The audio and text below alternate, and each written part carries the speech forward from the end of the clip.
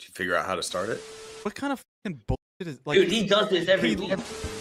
The bad news is that civilization is crumbling around you. Wear a dog mask, cut your dick off, bomb Palestine. The good news is that you are not alone. There's butthole shaving videos. Feel bad for the minorities in LA for having to deal with the white people in LA. You have 5 till midnight, live every Monday at 8 p.m. where you join 5 Limp Bizkit Americans to laugh at the absurd nonsense of the end of history.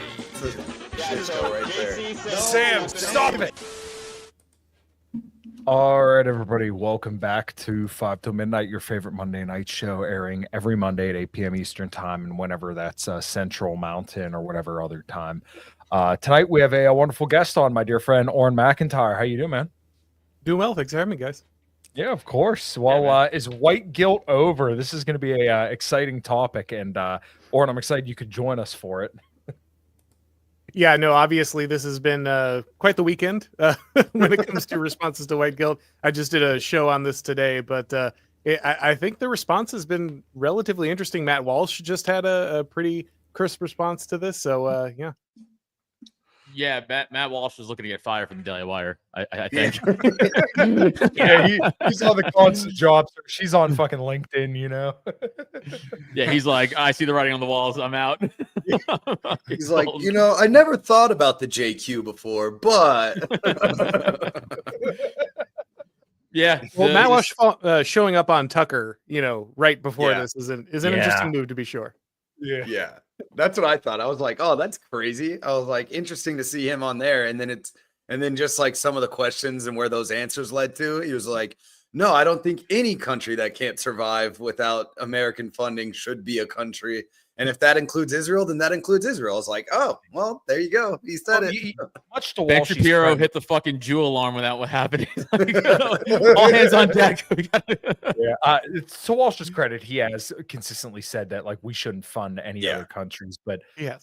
you know, obviously looking at Daily Wire, you wouldn't think that he would have that position, still like maintain employment there. But at the same time, you know, it seems like his takes have consistently gotten better and better. So I start to see his stuff come across my timeline. I'm like, you know what? Good for Walsh. I dig it. Well, Walsh is also an anchor personality there. Yeah. He is arguably, you know, Shapiro's got the momentum just out of being in the game for as long as he has. Yeah. But Walsh is definitely the guy who's probably risen in prominence the most since joining that. And so, you know, obviously anyone cares about their platform, but Matt knows he's going to be fine either way. And so he should say what he believes because that's the right thing to do. And also it's the best way to, you know, seem honest and sincere to your audience. Yeah, especially after doing the What is a Woman like series and all that stuff, like it really solidified his place on the Daily Wire because it was just so big for them, I think, and for himself, and his personality really showed through, and it was pretty great during that whole documentary series. If Walsh gets bounced out for a take at this point, it's going to do way more damage to the people who bounced him out than to him. That's sure. Absolutely. Totally agree. Yeah. The response from this weekend was pretty interesting. As soon as that shit went like on Twitter or whatever, I was like, this is gonna be something. I just felt it in my white bones. Something was coming from this. You know, I honestly didn't expect it to take off like it did. Like about she'll probably raise some money. And like I remember seeing the tweet. I want to say that original video, I think Pete responded to it. And at that point, I want to say it maybe had like 500,000, maybe 870K impressions or something like that. Nice. All right. What is happening tonight with StreamYard? He got removed. They heard him. They heard him talking. Got him. I want to know at what point Oren McIntyre, Oren, I'm sorry, am I pronouncing that right? Oren, yeah. Oren, okay. Decides that this was a mistake for him to come on this show. That's what I want to know. As soon as he saw, as soon as you saw the intro, right? We've got about 5 more minutes. It'll be fine, right? Okay, sweet. Okay, glad we're not over it yet. Adam, take that off. You cannot say that on YouTube, for the love of God. I didn't say anything. You can't type it either. It doesn't matter. It's not a difference. No. But, jeez, whatever. Okay, doesn't matter. I feel like the Matt Walsh is like separate from the Daily Wire at this point. Like obviously he's part of it, but it's like the key man fallacy. It's like if Hot Ones tried to replace the host. It's not going to work. Yeah. It's a key man thing. That's a problem for their business and their message, because he's understanding his own power at this point. He's like a baby tiger or cobra, learning the amount of venom that he can. Someone else talk. I was surprised how big. I was surprised how big it blew up. I didn't immediately see it and be like, "Oh." I was just waiting for the story to come out. Woman that yells N-word at Somali child gets fired from her low-paying job in some nowhereville town. Like, that's what I expected a few weeks from now. But I expected her to not have a job and be a single mother, and apparently she's just a stay-at-home mom as her job. So yeah, I mean, good for her, dude. And she just raised. She's staying at home a lot longer now. Yeah. Yeah. I still like the fact that a certain group of people who are attacking this woman in the whole thing left out the fact that a pedophile Somali immigrant is just filming at the park. Yeah. So he wasn't. So there were several things to be worried about in this video, right? Like the first one is that one child is stealing, right? Like that's theft. Like you probably don't like completely go nuclear on a kid who steals from you, but it's not okay, right? So you're reasonable there. Also, there's a pedophile in a park filming this, and here's the level of entitlement he feels. Not only is he the one as a pedophile who is going to go out and publicly say, "I am standing in a park, but because I captured racism, it's fine." But he also expects that everyone's going to take his side, which they do, which is an amazing thing about a culture. Like alleged pedophilia, not as serious as the N-word. Like that is the lesson of this video. And it's literally what most of the country believes, including sadly, a lot of conservatives. And so, the bet that he's making in that video is absolutely correct. And so, that's the most amazing thing about this video is like, there are 5 things wrong with it. And the thing that is lowest on the totem pole is this woman reacting to all the things that are wrong here. Like she knows this guy is holding her hostage. She just doesn't care. And that's the thing that sets her apart is that all these other women who have been captured in the situation, whether it's the woman who got railed out for, the black bird watcher, yelling at her and filming her, or whether it's the nurse who got her life destroyed because a black man stole her bike, but she wasn't allowed to notice or say no. Like these people have been destroyed. The pregnant woman with the bike. Pregnant nurse, right, gets reamed out for this. And she has to like hire a lawyer to prove that she rented the bike and that she was the one being stolen from. Like that's the level that this destruction has come to for people who did nothing compared to what Shiloh Hendrix did. And so the fact that she finally got there, like, is it the best behavior? Maybe not, but ultimately, this was coming. Like we didn't know this would be the event that kind of kicked everything off, but something was going to happen, right? Like this had to hit a threshold, and we got there, and she just happened to be the person the zeitgeist chose in the moment.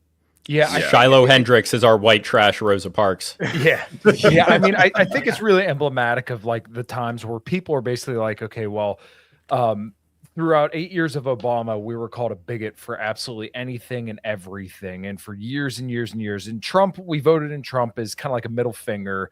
And it did it for a little bit, but this was more like, oh, no, we're like done because, Trump will say some stuff, but obviously he's never going to go out and say a hard R. Like, I don't expect that from any politician. But this is like a very, very big cultural symbol because people are like, okay, we're done being told we can't say words. And I think most people would probably agree. Like you said, is it the best behavior? No, but at the same time, we're done being told that we're but also key. It's a relative type thing, right? Because I also don't think it's good behavior to call a child a slur, even if they are stealing. But at the same time, that's not as bad as her family getting death threats. That's a worse thing. And it should be okay to say that. Like, her life shouldn't be destroyed. Right, for sure. Like her house should not be burned down. There shouldn't be a mob at her house. They shouldn't be coming for her job or anything like that. People contacting and threatening her children and her extended family. That's worse. That's just worse. And yes, it's bad to call a child a slur, but it's not like the ultimate evil as they want to hold it up. Imagine telling our ancestors like, hey, this Somali immigrant pedophile is harassing a white woman, bro. They'd be like, alleged. To be clear, it was alleged. Whatever. Alleged. They'd be like, and then what tree did you find to finish the job with? Like, that's what they would assume you were doing. But that's how absurd the power that he's wielding that moment is, right? Like he is an immigrant. right? He's a Somali immigrant. He's a alleged pedophile. He's at a park with children. So like everything here should line up as, hey, dude, you might want to lay low on this one, right? But he is so entitled that he knows he's wielding such a powerful weapon that he feels like he can interrogate this woman on camera and come out on top. And of course, he's right, because she's the one who gets. How many death threats has this pedophile at a park received? Probably Again, some, to be fair. not advocating, but like, comparatively, her yeah. crime is treated as much worse. And that's the insanity. We have blasphemy laws in the United States. That's the beginning and the end of it. And the blasphemy laws are racial. This guy is an aristocrat, even though he's a pedophile immigrant, because ultimately he knows he's wielding the most powerful tools available to anyone in the country. And that is just insane, which is why you saw the reaction you saw. I looked into the case with the girl a little bit, by the way. Like, this guy was. I think I saw you comment on it specifically. Yeah, like she was like this Somali guy, I think late 20s, early 30s when this happened, and another dude or mid 30s, way older than anything is like excusable with a 16-year-old. He offered a 16-year-old homeless girl a place to stay, and then him and another guy who was living there both had relations with her.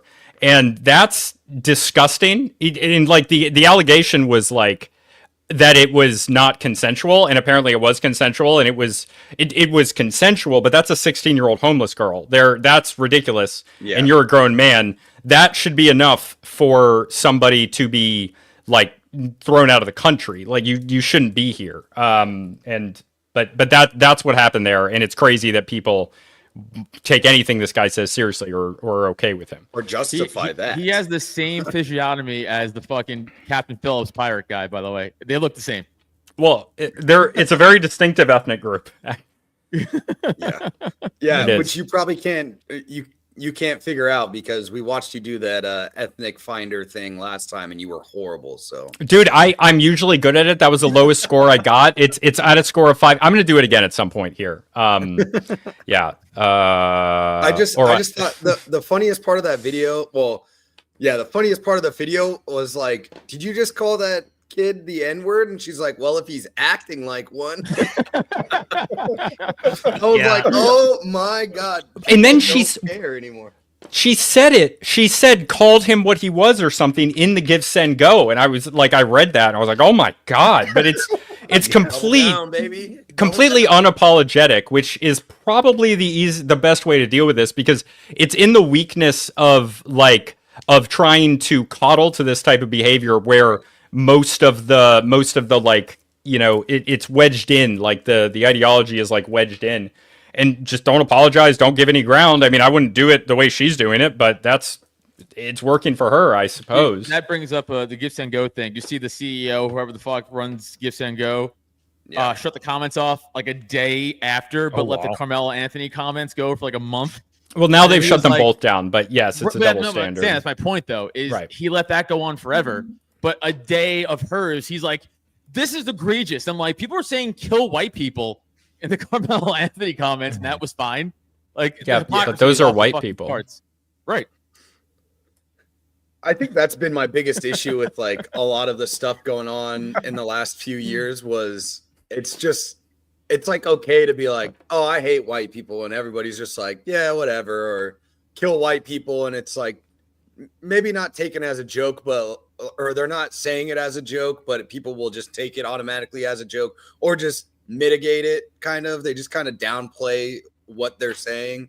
And anytime it comes to any other ethnic group in the United States, especially, it's like, how dare you? You're a racist, bigot, whatever.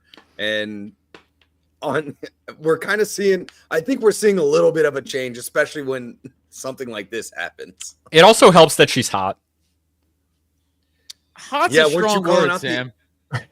Weren't you just because you think she looks similar to you and could be your sister doesn't mean she's hot. She definitely has a fucking female. She could, Sam, dude. She could. Honestly, man, that's crazy. Oh no. Damn, I would be a hot chick. Maybe I should switch teams. Oh God. You are a chick. Who are you talking about? I'll fight you, Adam. I'll fight you. You can try. Yeah. All right. I will. I'm not going to do it. I think you called out on that same comment that you were talking about the pedophile dude, or at least his alleged pedophilia. Hey, he's an you were amoebophile. like, what's that? I don't know. I know what that is. We're just move on. Yeah. It was just move on. Yeah. I think you were like, I wonder when her OnlyFans is gonna start. I think you said that. People got mad at me about that. I was making a comment about the greater culture, not her. Like, yeah, people got really mad. I actually deleted that eventually. Well, I think part of the lesson in this is what and as much as I hate to give Jordan Peterson credit for it, but he had always said, you never apologize to the mob. And really that was kind of what she showed in that video, though, because he said, oh, well, why don't you say it again? Why don't you call me it or something like that? And she just didn't back down. So, because the mob's never looking for you to necessarily repent. They want you to bend the knee. Right. It's not about, hey, is there a sincere apology here? It's never about that. It's like I said, they want you to bend the knee to the progressive mob. Mm-hmm. Yeah, it's bend the knee, and we're still going to decapitate you with the sword. Like, there's no forgiveness. It doesn't matter. That So you love fuck it. Big Brother doesn't save you. Like, you still get executed. Right. You just get executed while loving Big Brother. Like, that's the triumph of the state. Exactly. It's just like them allowing you to declare that you love the Lord before they burn you at the stake. It's the same. Right. Yeah, he had a wonderful conversion, before he ended up as a prior. And now he can go to 21st century critical theory heaven. Yeah. There was a story by me recently, a couple towns over, and it was two employees. They both worked at Taco Bell, and I guess the one dude was a manager and the other guy was the employee. He had they got into an argument. It got into a physical altercation, and then the dude ran the one other dude out and shot him in the lobby of another building. And then when he was in court, he pleaded insanity or something like that, or PTSD from the way that he was raised. I'm like, you chased the guy down out of your parking lot and went into another building and shot him. It's kind of convenient to claim PTSD at that point after you flag somebody down. But did it work? I'll give you one guess. What did he win? That was from. There was a guy in my hometown who fired off a bunch of guns at 2 a.m. And when he got arrested, he tried to claim that the arrest violated his Second Amendment rights. And that really tells you where I grew up. Connecticut somehow, but that is what went on in my town. That feels like an entirely reasonable defense. I don't know. Yeah. I thought so too. It's the fact that he was arrested at all in the first place. Right. This is America. Yeah. Ridiculous. I thought something that was really revealing over this weekend was there was a lot of I guess more Con Inc. or top conservative people that they felt the need to speak or address on the Shiloh issue and what occurred. But I mean, I saw all these people that were going through if they ever mentioned anything about Carmelo Anthony, and they never said anything. It's it was very weird Smart to me typo. that. Well, I just think it was just very weird that, for some reason, to conservatives, that saying the N-word is something they felt like they had to address, where, a kid making a lot of money from killing another kid was something they did not have to address. And it's like, where exactly is your priorities in this situation? I thought that was incredibly revealing, something to me that I thought. It's the right wing grift. They're not again. It's like Riley Gaines is popping off and you're a fucking swimmer. Shut the fuck up. No one cares about your fucking opinion. You lost to She's a man hot anyway. too. That's why. Racism is the religion of half of conservatives as well, right? And they'll Conservatives. especially exactly. Especially a lot of the centrist classical liberals really jumped on this, right? It was a lot of the woke right is on this, the woke right is on this, and the answer is ultimately they believe in anti-racism just as deeply as the left is. They're just not quite as rabid. They don't want the last patch. They don't want the most extremists. They're anti-racist moderates. That's the position that all of them they want they want to play edgelord online, but then when it push comes to shove, they're like, but that's not okay to say though, and you're like, a pedophile, Park, bring that up. They want women don't have generals. a penis. Ooh, look at me, I'm bold. Yeah. They just want trans black generals bombing the children in Gaza rather than a white guy. That's in effect.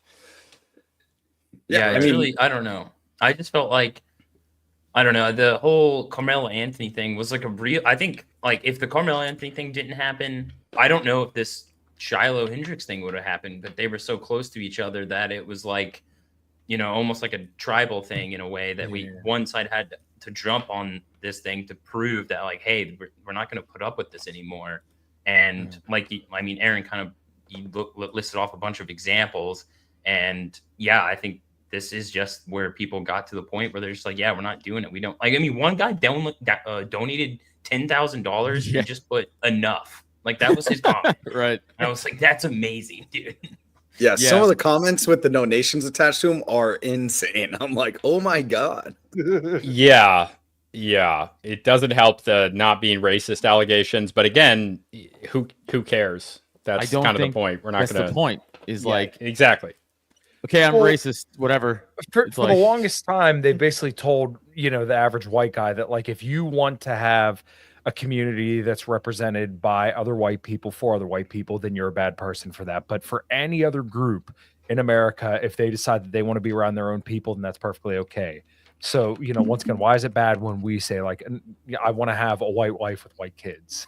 Like, it's not that I hate every other race. I don't. But like, if I want to be around other white people, why is that a problem? Right.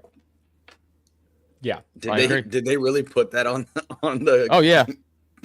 Yeah. I didn't see that. Yeah, they towered That's the wild. comments. They towered the comments. That's crazy.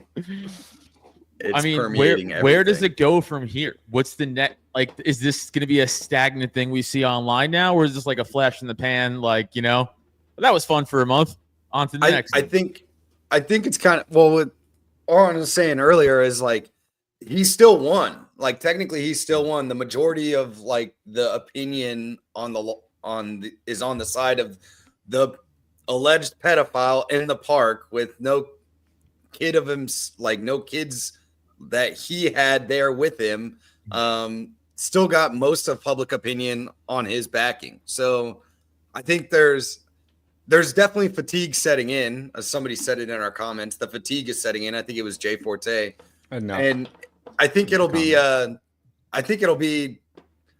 I think this is something we'll see more of. I think a lot of people were pretty ticked off about this whole Carmelo Anthony thing, and with this coming out so close next to it, I think it'll permeate the the sphere for a little bit, but.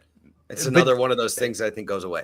The other thing is that the demographics are still changing, and like Americans in general think on such a short time scale of a few months. Yeah. I often point to like we think of it in quarters, whereas in China, China as a contemporary state of course it's communist China now, but it was imperial China, which changed dynasties and whatever for over 2,000 years. But that's like the same place, and they have a much longer time scale to think about. Like. Their culture thinks in a much longer time scale. And if you're comparing this to how other multiracial societies were in history, we already have like certain elements of this that we talk about almost every week, where we have Punjabis and Hindu Indians, and so we have imported this ethnic conflict between the people who want a Khalistan state and people in India that are Hindu nationalists, or people that are Indian but they're here,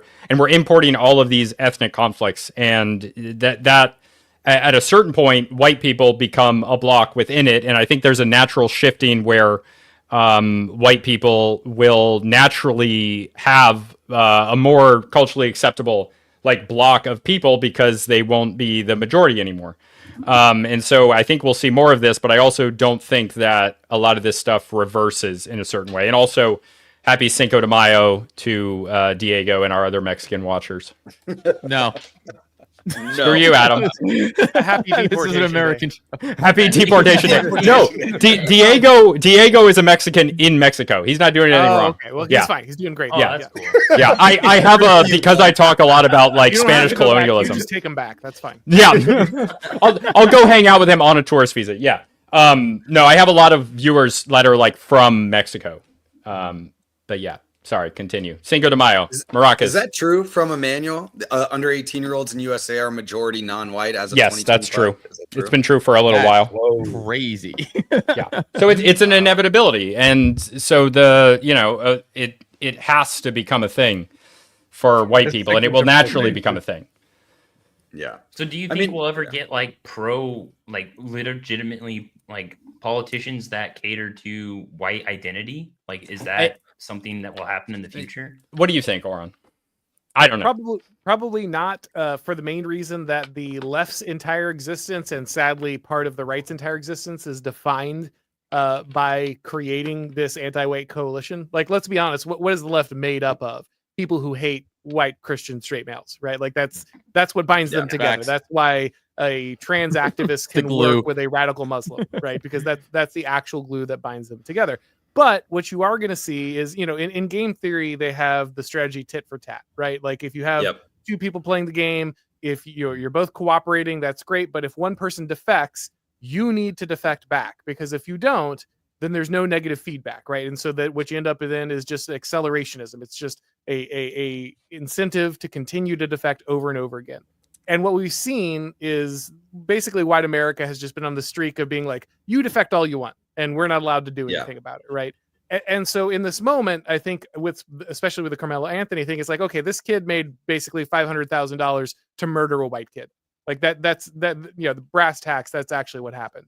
And when you set that kind of example, there's kind of an existential problem, right? Like now that we're paying people $500,000 to murder people of the opposing ethnicity, something has to change. That dynamic has to change in some way. There has to be a corrective, or otherwise the entire thing goes out of whack. And so what we're seeing with her here is with Shiloh is a tit for tat situation. Okay, you did this, you defected, we're defecting. Okay, we finally got pushed to the point where there's going to be a cost. Now, the thing with tit for tat is the other people could always continue to defect, and then things spiral, right? But if you don't push back, if there's never any kind of tit for tat, then they just accelerate, which is what we've seen. And so we're kind of this moment where the system's trying to find equilibrium, right? But if it doesn't, then we're really going to spiral quite bad. So I think this moment is actually far more significant than some people are giving it credit for. And I think it really registers an interesting time because, again, no politician would explicitly come out and back this woman, but she does have the zeitgeist with her, right? Like there is obviously some kind of moment in the culture that is building up and is spilled out for someone who might be the imperfect target of it, but that even sends the message harder, right? They're going to back somebody even if they're not the best person to select to represent the case. There have been other, again, a pregnant nurse who got her bike stolen probably would have been a better stand, but the culture was not ready for it at that moment. It is ready now. Yeah, that was way too good of an answer for our crappy show, by the way. That was incredible. Yeah. Maybe for a counter example, I wish I remember the guy's name, and I think we all know why this exactly was, but like George Floyd had from our perspective, like the counterculture's momentum. But I think it was Daniel Shaver, who's a white guy who was like on his hands and knees that was here in Phoenix. Arizona, right? And that dude got gunned down in cold blood. He was on his hands and knees. You would think that would be the perfect example, kind of like Oren was saying with the pregnant lady who got her bike stolen. But it just wasn't, the iron wasn't hot, right? There was nothing to strike. That was white on white shooting, though, wasn't it? It was a white cop. But that's to the point, though, is that I don't remember this. In my mind, the people who were saying, all cops are bastards, and we have this huge murdering problem. I see what you're saying. Right. Yeah, I'm sorry if that wasn't. No, you didn't say that it was a cop. Yeah, that was terrible. That was a libertarian guy. So well, and we also had Ryan Whitaker right at the onset of COVID. Well, actually, what was it? Typo 2001? No, it wasn't 2001. Yeah, it was early. Or 2021. It was early 2021. That's what I meant. 2021. My bad. It was when everyone was talking about like the cops and stuff, and then like his brother was in the Marine Corps and went out. Yeah, we had him on the show. Yeah, we talked to him, and but his brother was in the Marine Corps, and he went on, and he's like, and this was really hard because I didn't know how to tell him this, like, but he was like, I don't understand why I see all these, people like George Floyd, and then he named like another black person that had a cop shooting. that died. And he's like, why is my, like, I don't understand why my brother is not getting the attention. He's like, why is it no one even cares? Like, this is like no national news about this. Like, he was at his house in the middle of the night and a cop knocked on the door.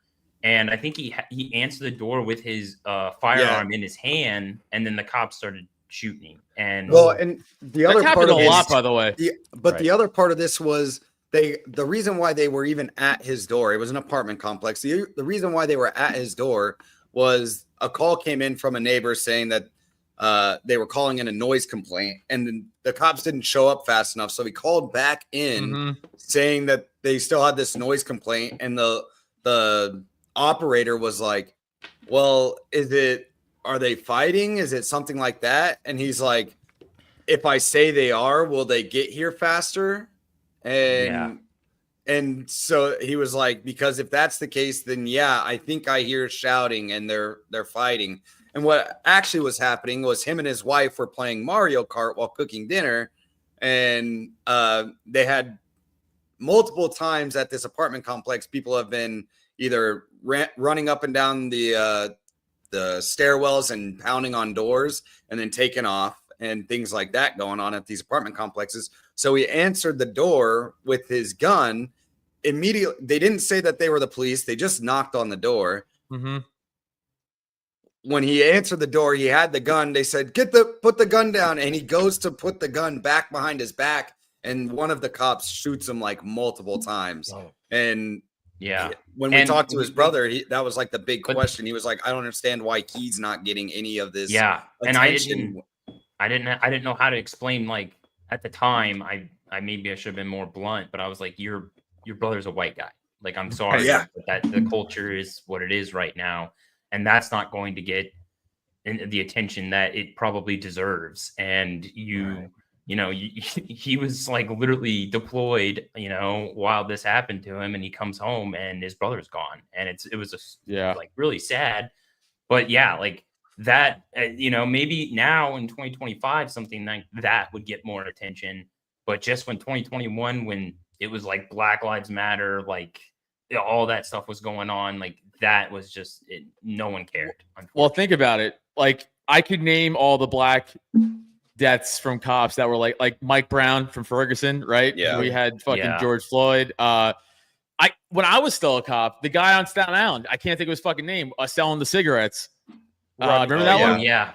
I was on vacation when that happened. I remember being like, fuck, it's gonna be shit when I go back to work. It's gonna be a fucking nightmare.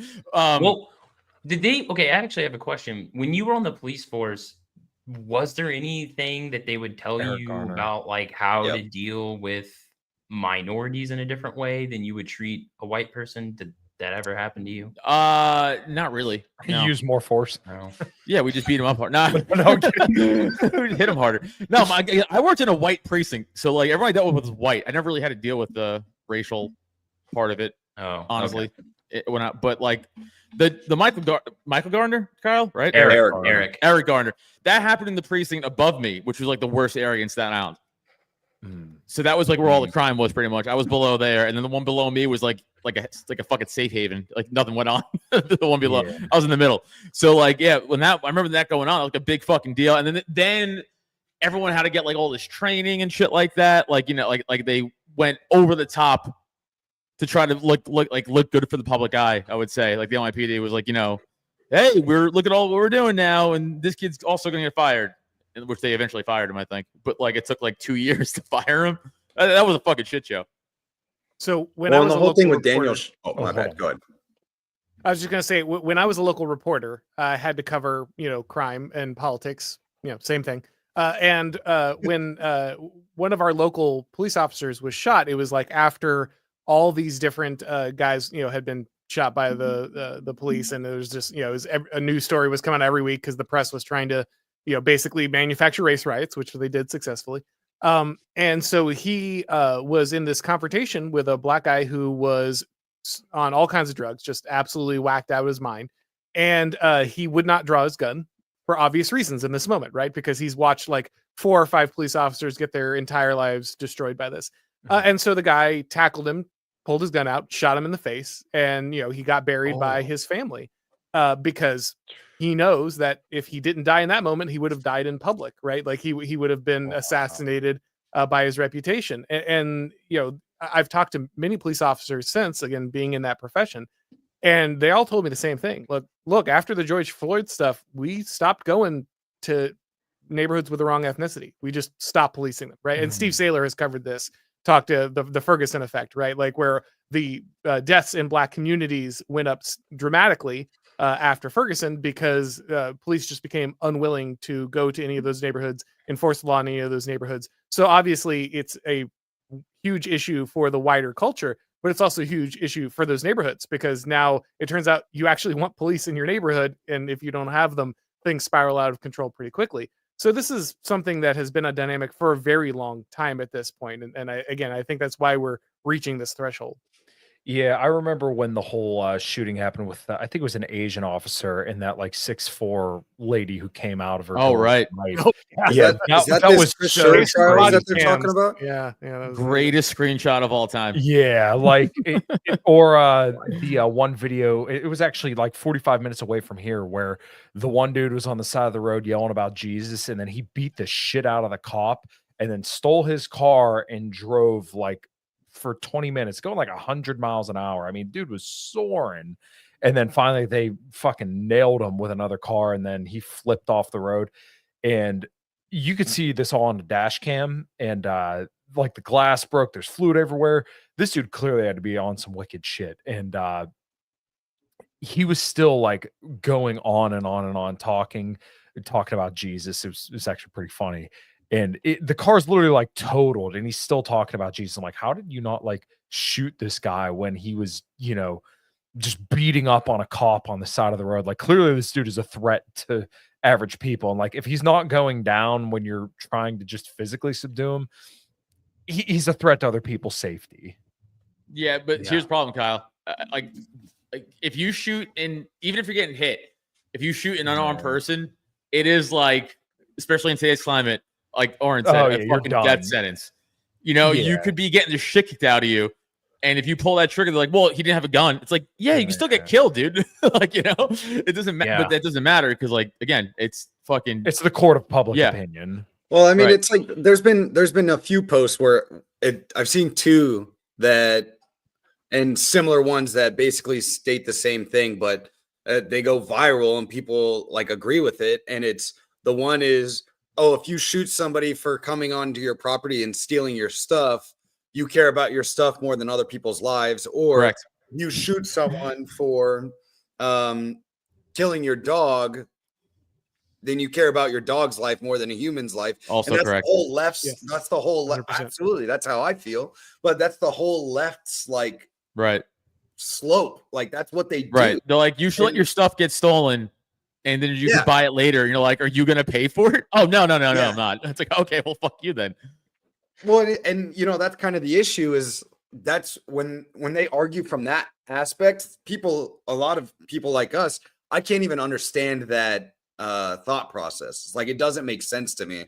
It's like, how are you willing to, it's kind of the game theory that you brought up earlier. It's like, you don't get to come on and do something like that to me without a consequence. But it's also the framing of it. I know, like even the way you're sorry, keep going.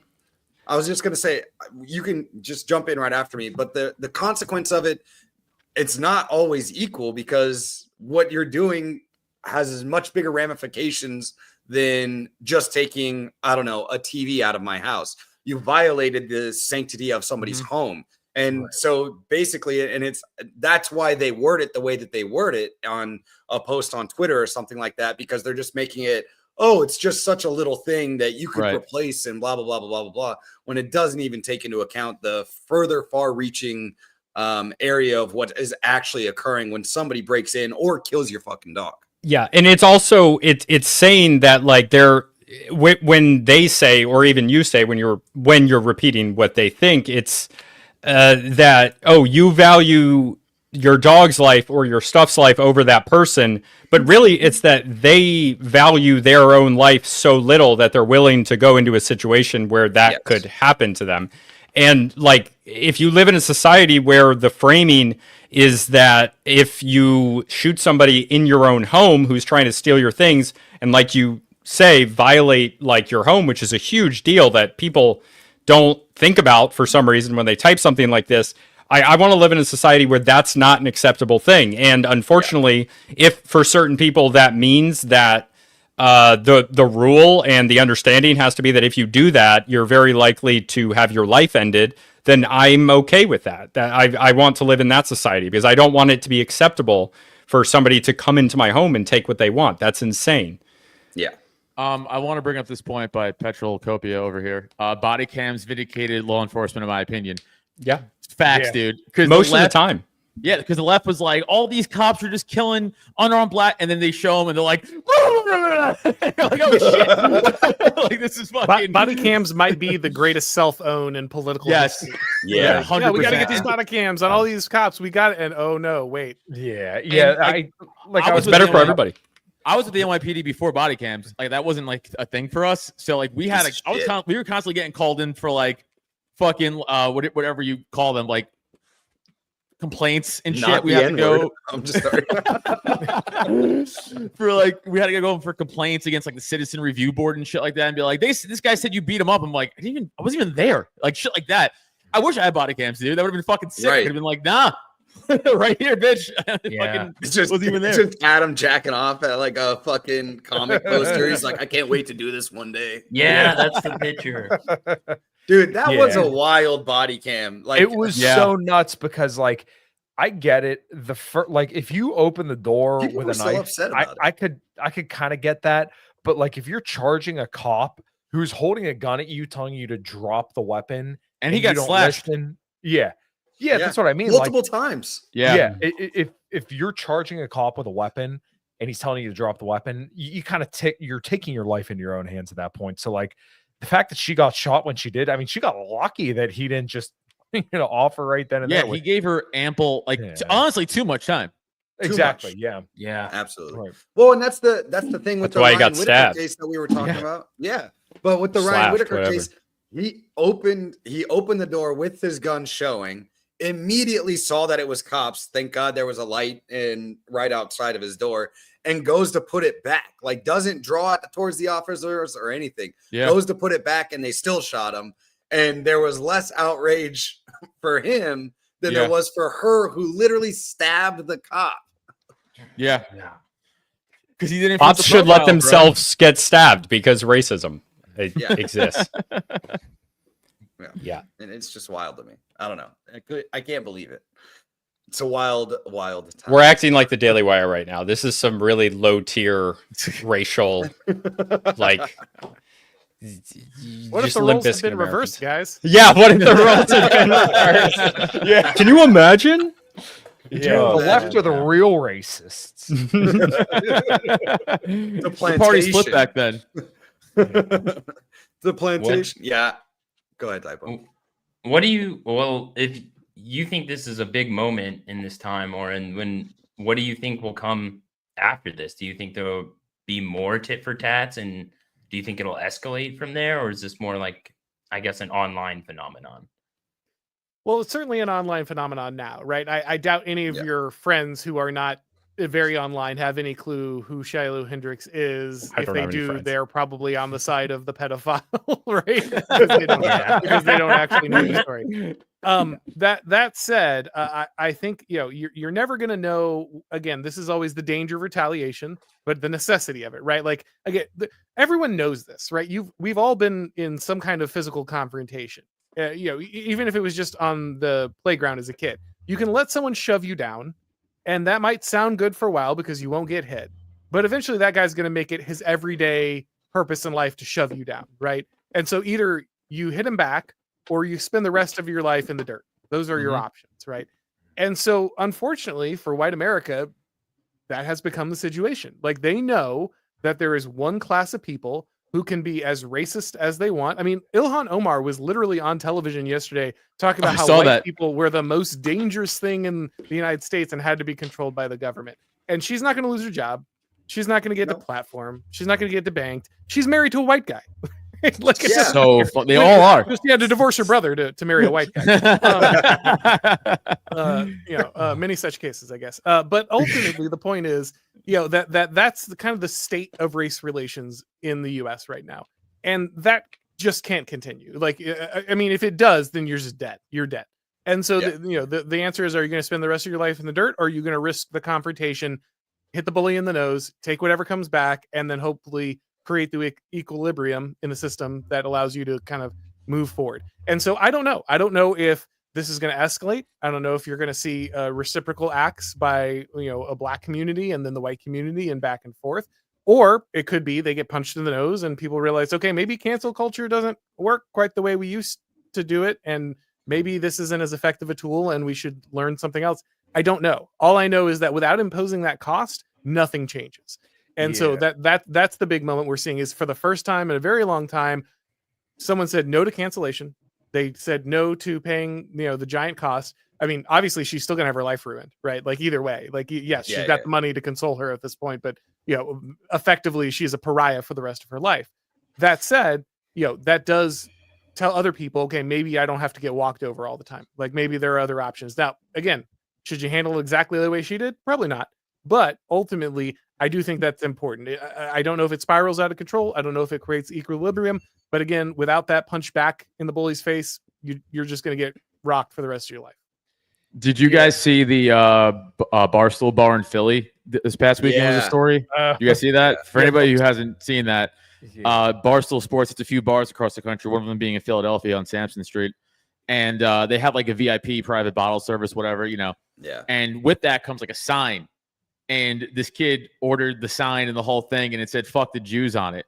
So obviously it got back to Dave Portnoy, who's Jewish, and he fucking, fired the waitress, two of them, I think, who put this thing on the sign.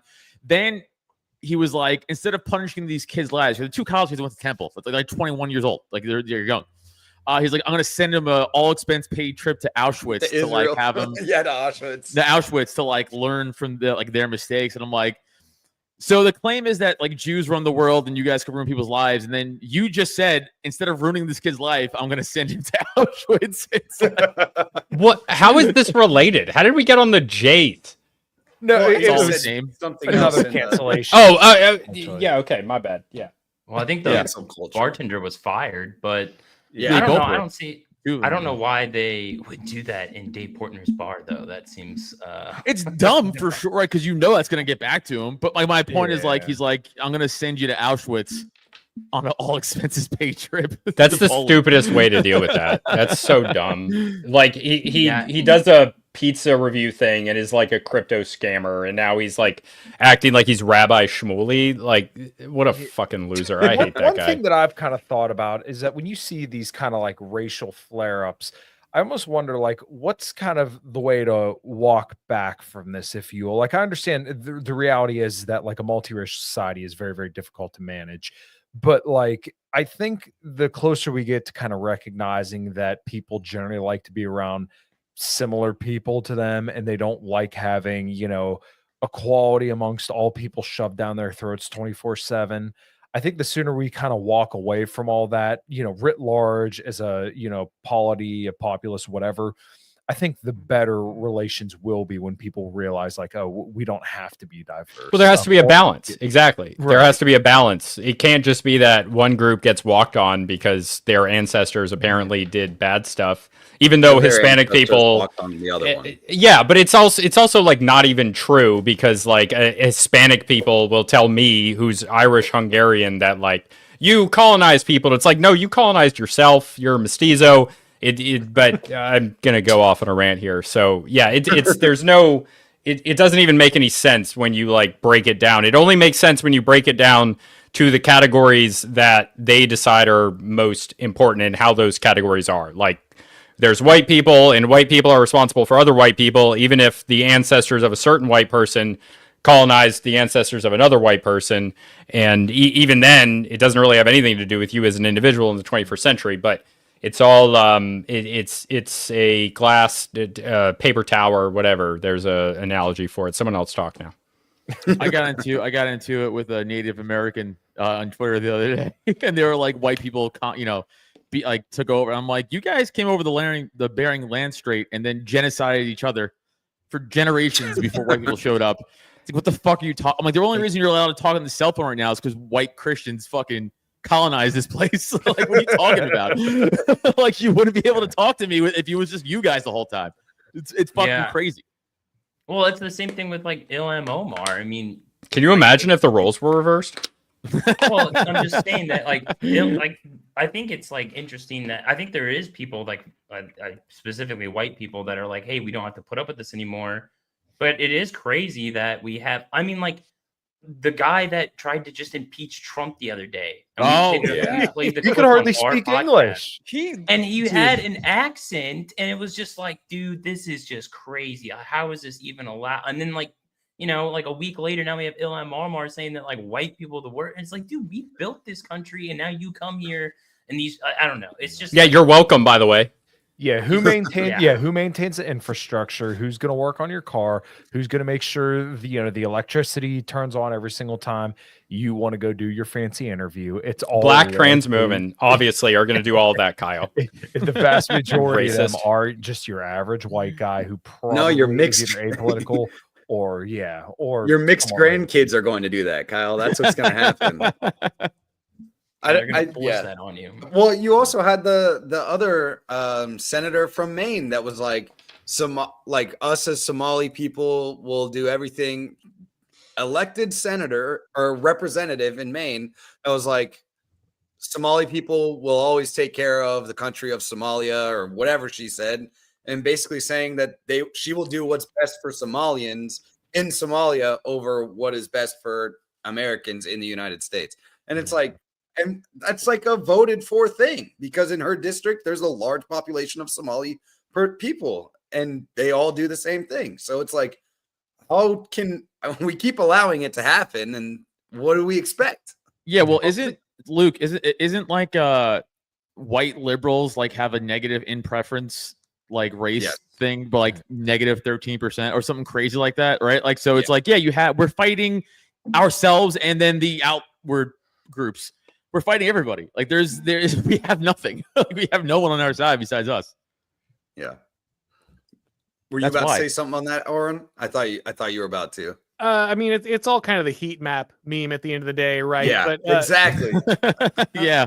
But Lee Kuan Yew of Singapore said that when you're in a multiracial, multi-ethnic democracy, you don't vote your political positions. You don't vote your ideology. You vote your religion and your race, right? Like that. Yeah. And the more diverse America becomes, unfortunately, the more democracy becomes just a race check, right? Like which is why democracy has never really worked in a multi-ethnic society. You do see places like Singapore prosper as multi-ethnic societies, but they do it by being authoritarian, frankly, right? Like comically authoritarian to the point where in Singapore, the housing blocks that they have that are they are government housing, but people pay for them. It's just a subsidized rate.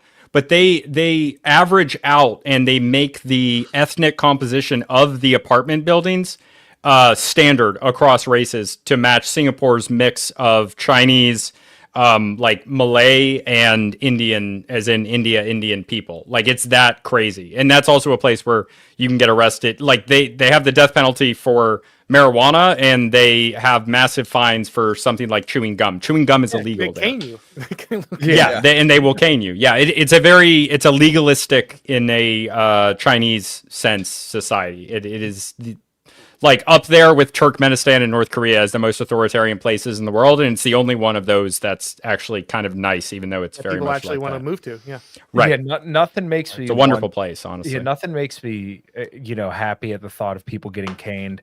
Other than like when I go outside, if I go to like a boardwalk or something, like when I was in Atlantic City like 2 years ago, and I remember smelling weed on the boardwalk where there's like people walking around with their families. I'm like, yeah, motherfuckers need to get beat for this. Like, I'm sorry, I can't stand smelling drugs. And like, even if there were drunk people falling down, I'd feel the same way. But like, I don't want to walk outside with my future daughter and then have to explain to her, yeah, that's a homeless dude sitting there jacking off or smoking a doobie. Like, I'm sorry, you guys. Let's not put those two things in the same category, though. Like, I don't want either one of them either. But for the love of God, I'll take one over the other. No, I'm sorry. If you're smoking weed in an area designated for families, I kind of think you're a piece of shit. And Sam, and that's fine, but it's it's way worse to have Diogenes. It's the same thing. Okay, it's the same thing. Oron said it. It's fine. Send him back. Send him back. Sam gets to go too. Yeah. Sam's out. How does that happen? Like, I guess in your opinion, how did this happen to European nations? Like, why? Or like, you only see this in like countries in Europe and America where it's okay to have multiculturalism here. And we can't have tribalism for our own people, but other countries it's fine. Or if the people that come here that into our country, they can do it. Like why? I just never understand why is it here in Europe that this is happening. And they'll also support ethnic nationalism in those places. Like the same people who hate white people so much love Gaza. Sorry, or go ahead. Or was that what you were going to say? No, I just you're correct. Of course, all these people become ethno-nationalists the minute it goes outside of their border for some reason. But have you ever seen Lawrence of Arabia? Great movie, right? Like it's a classic for a good reason. But one of the problems, the dynamics that is really shown in that movie is that Lawrence can't get the rest of the Arab tribes to work together, right? Like they're so insanely tribal that they cannot cooperate. And the thing that the West figured out is that Christianity allowed it to cooperate at scale. And it wasn't perfect. Obviously, we fought quite a few wars over like which Christianity involved in that. But ultimately, we actually did better than most other civilizations when it came to like cooperation at scale of different peoples. And that's because we're actually not super ethnocentric and we're willing to work inside other frameworks that allow civilization to grow, which is awesome. Most of the time, right? That created a competitive advantage that allowed Europe to dominate most of the world for a very long time. However, there are limits to the value of that, right? The same thing that allows you to overcome that tribal understanding of ethnos and cooperate across different peoples also makes you incredibly vulnerable to those that would continue to operate across those lines, which is a huge problem when you've gotten to the point where now the advantages of scale are breaking down. And all these other highly tribal societies are basically taking all the technology and benefits you generated through your efforts of avoiding ethnic conflict, and they turn it to their own purposes. And so I think that's the problem that I think a lot of European cultures have. They're still operating on this ideological model of cooperation and scale as where the world is shifting to a moment of tribalization. And you know, this is something that was talked about in Samuel Huntington's Clash of Civilizations. Like, this is a paradigm that has been observed from many different angles as kind of we've approached the current moment. And until you find a way to reach that balance where you can get a certain level of cooperation without giving away your identity, without becoming just a cuck, basically civilizationally to other more tribal peoples, you're going to continue to be dominated. And that's the lesson. That's the market correction we're seeing now. That's I think the why we're seeing this kind of Shiloh Hendrix moment.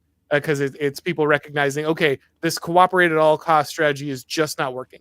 And so I have to find another way forward. Yeah. And these are deeply ingrained cultural ideas, right? Like they did serve 100%. Western society for thousands of years. So these ideas are baked in, like somebody who's a critical theorist would say that America can't not be racist because it's institutionally racist. Like our culture is institutionally built to be to apply the ideas of the Enlightenment, essentially of this French idea of like the blank slate, these ideas and being open to everybody is like just part of it. So you kind of can't really separate it entirely. You have to like guide it a little bit. But with political constructivism, like these institutions, they build on each other, and it's very hard to take out pieces that are built into the foundation of it, like the belief in this universalism where we're at, and that brings us to like a crossroads where we have to go in a certain direction. And of course, this has happened in the past, like with the Chinese Empire. The Chinese Empire through dynasties lasted for over 2,000 years since when they were in the Shang dynasty reading, turtle shells to the point where they were in the early 1900s, where they have a civil war that happens because they're interacting with this new force, the British and the other European powers that come in and are able to challenge fundamentally the Chinese Empire for the first time, and that forces them to create something very new. And I don't personally believe that anything will happen until there is a significant shift in the United States, either through a new constitution, which would be an absolutely massive shift, or a large shift in the ideology or the culture of a place, as we saw maybe between World War I and directly after World War II, where we have this shift from the Monroe Doctrine into a wider global empire, or the shift that we had in the Civil War, where the country was essentially holding the individual states hostage, and it became a country, and the states became no longer states in a way. That's simplifying it, but someone else talk. I gotta run, but this has been fun. So you guys keep going, but I gotta get the fuck out of here. Oren, super nice meeting you. Everybody follow me on Twitter, please. Oh, and fucking subscribe to this fucking podcast, please. Jesus Christ. Get us to 500. I'm gonna fucking just get out, Adam. Just get out. Love you guys. But we've been an hour, and we've already wasted probably 55 minutes of Waron's time. No, man, this is fun. Anything else, boys? Oren, I appreciate you coming on. I know you had said you had prior reservations with something going on tonight, but I appreciate you making the time to hang out with us Jagoffs here. So why don't you let everybody know where they can support you, find you, all that good stuff, and any final thoughts? Oh, sure. No, thanks again for having me. And just got everything over at Blaze TV, of course. Total State, the book, is actually the last few hard covers are going out. We're getting a paperback edition, a second edition. So if you want to grab the hardcover at a good discount, now's a good time to go grab it in audiobook as well. Hell yeah. Cool. Dope. Cool. Well, I got Sarah from DD Geopolitics coming on Wednesday, and Marcel Dumas coming on Thursday. So that'll be my show this week. A Common Crown won't be playing again till the 22nd. We're playing with our friends in Blood Union, and new music is on the way. Hell yeah. Typo and I have a new episode coming out for Biting the Bullet on Wednesday, so be on the lookout for that. That's all I got. Yeah. Who's got my plugs? We do a show together. Yeah, check out my thrashing of archaeological propagandist, Flint Dibble, on YouTube at Illegitimate Scholar, and follow me on MySpace. Cool. All right. All right.